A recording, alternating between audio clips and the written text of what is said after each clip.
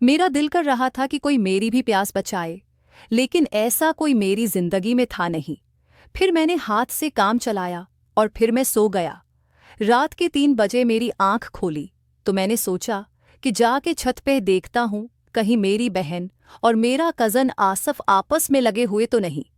फिर वही हुआ जो मैं सोच रहा था। मैं डिबे पांव छत पे पहुंचा। छत पे हमारी एक टूटी हुई चारपाई पड़ी हुई थी।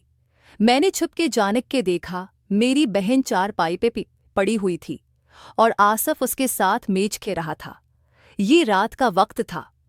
मैंने सोचा कि मैं वीडियो बनाता हूं ताकि बाद में मेरे ये काम आ सकेगी।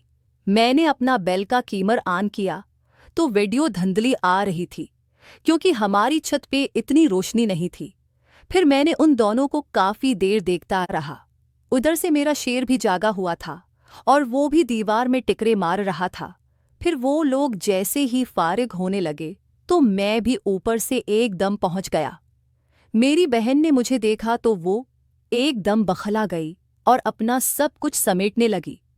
आशक भी वहां से भागने लगा। मैंने कहा, सिर्फ रुक जाओ, रात काफी है, घर में शोर होगा, अम्मू अबू जाग जाएंगे और तुम्हें पता है कि कामरान गस्से का तेज है। आसफ रख गया। आसफ और बहन मेरी मिन्नतें करने लगीं, दोनों मेरे पांव पड़ गए। मेरी बहन कहने लगी, भाई तुम्हें खुदा का वास्ता है, किसी को मत बताना।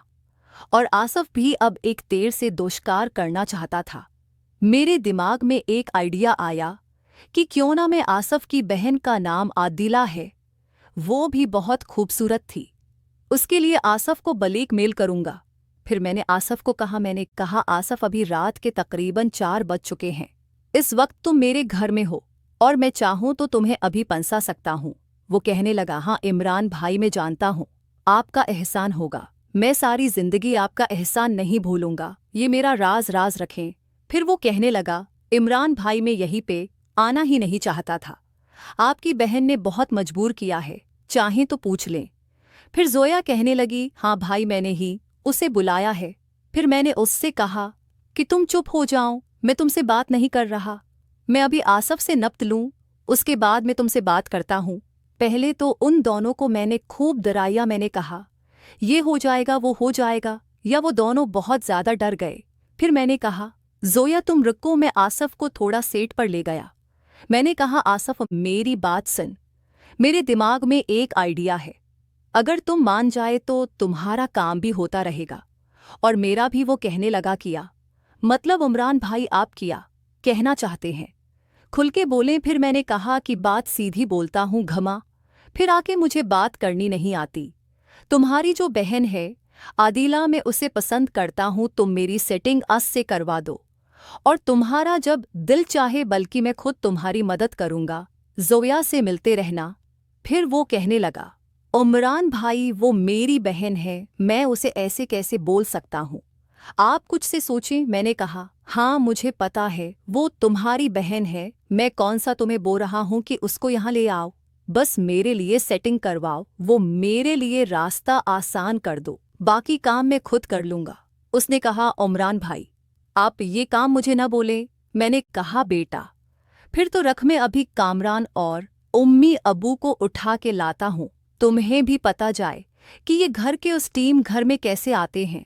वो पहले बहुत डरा हुआ था, फिर वो मान गया, कहने लगा, अच्छा अच्छा ठीक है उमरान भाई, मुझे एक दिन सोचने का वक्त दे, मैं खुद आपको बताऊंगा। मेरे पास भी उसके अलावा कोई ऑप्शन नहीं था। मैं अब अन दोनों को पकड़वा तो नहीं सकता था क्योंकि जोया के साथ मैंने भी करने थे और ये बहुत अच्छा टीम था जिसका मैंने फ़ायदा भी उठाया। उसने हामी भर ली और वो अपनी बहन के साथ मेरा रिश्ता हमवार करेगा। फिर मैंने जोया को कहा कि उसको नीचे छोड़ के जल्दी ऊपर आओ, मैं तुम्हारा इंतज़ार कर रहा हूँ। हाँ, गेट आराम से खोलना, कहीं अबू जाग न जाए। फिर जोया चले गई सबको नीचे छोड़ने और फिर मैं ऊपर उसका इंतज़ार करने लगा। मैं सोच रहा था कि अब जोया वापस आएगी और मैं उसी चारपाई पे उसकी लूँगा। अब मैं तरीका सोच रहा था कि किस तरीके से करूँ। मुझे खड़े हुए 10 मिनट गुजर गए थे, जोया अभी तक नहीं आई थी। मैं परेशान हुआ कि जोया क्यों नहीं आई। मैंने कहा, अच्छा 10 मिनट मज़ीद इंतज़ार करता हूँ, क्योंकि वो घबराई हुई थी। शेत रिलैक्स होने के लिए नीचे बैठ गई है, लेकिन मैं आधा घंटा खड़ा रहा। वो नहीं आई। मैं समझ गया था कि ज़ोया ने मेरे साथ गेम की है।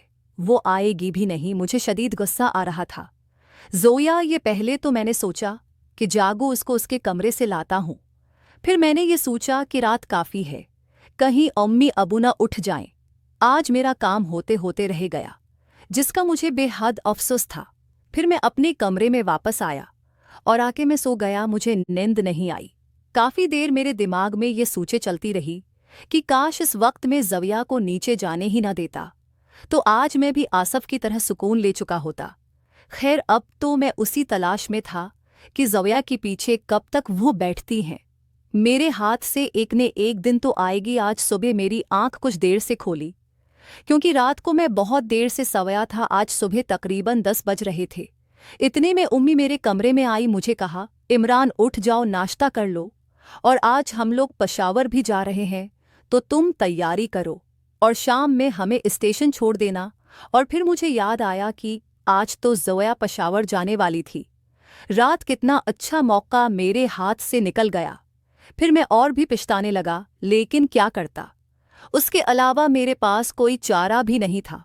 फिर मैंने कहा, उम्मी अबी अबू आप निकलें, नाश्ता लगाएं, मैं मुंह धोकर आता हूँ। फिर उम्मी ने जब नाश्ता लगाया, मैं